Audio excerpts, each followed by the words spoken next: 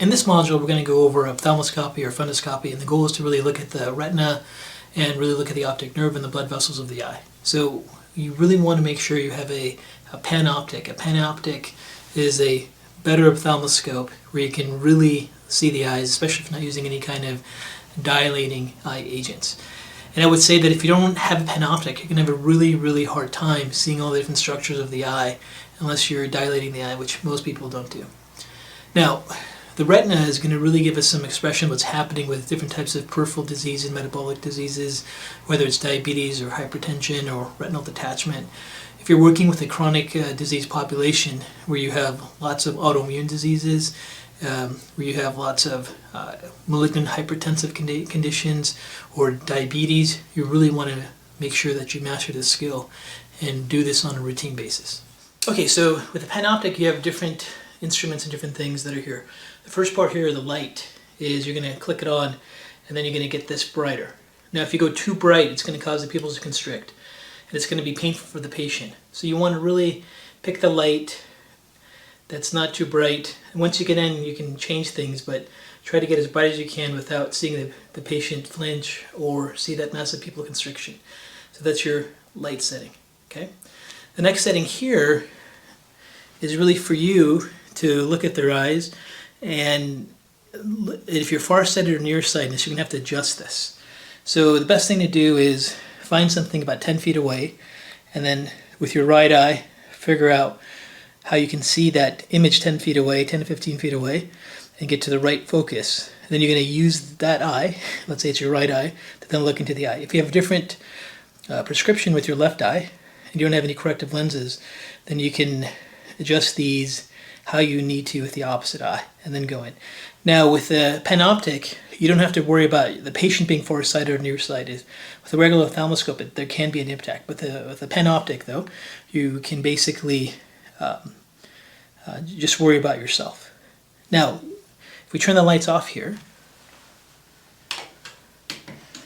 you can see when you turn the ophthalmoscope on, this is now in the green setting, which is perfect. And then you can have different settings here, and these bigger settings here really is more for people that are dilating their eyes or not so forth. So you have different size illumination.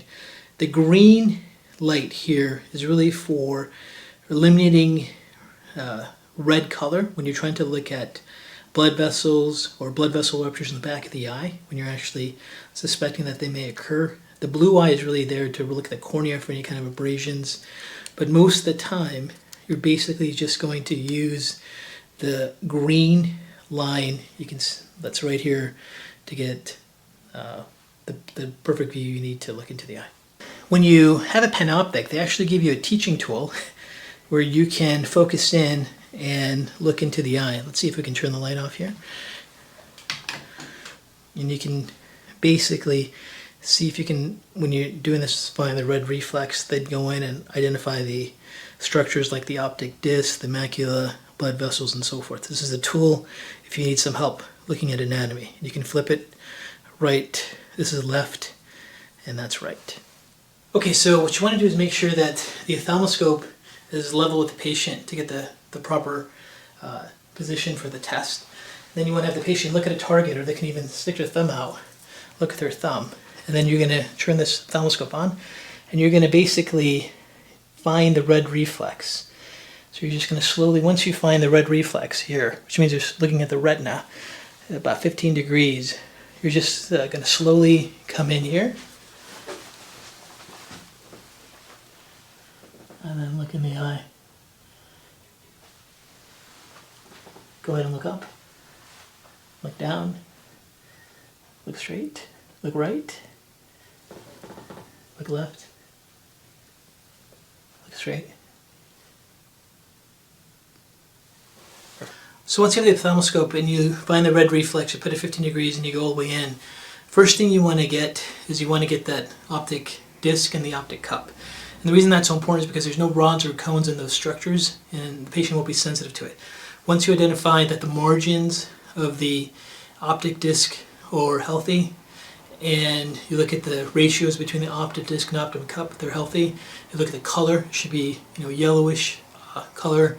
Make sure it's not bright. Make sure there's not any neovascularizations in that optic disc. Then you can move on to the rest of the retina. You can go right into the macula. Make sure the macula is healthy, and you look at the fovea, and then look at the blood vessels, and then look at the rest of the retina. Make sure there's no signs of retinal detachment. Make sure there's no exudates or dressin. Make sure there's no AV nicking. Just make sure you have a healthy optic disc, healthy blood vessels, and a healthy retina with a nice red reflex without any kind of intrusions in that retina.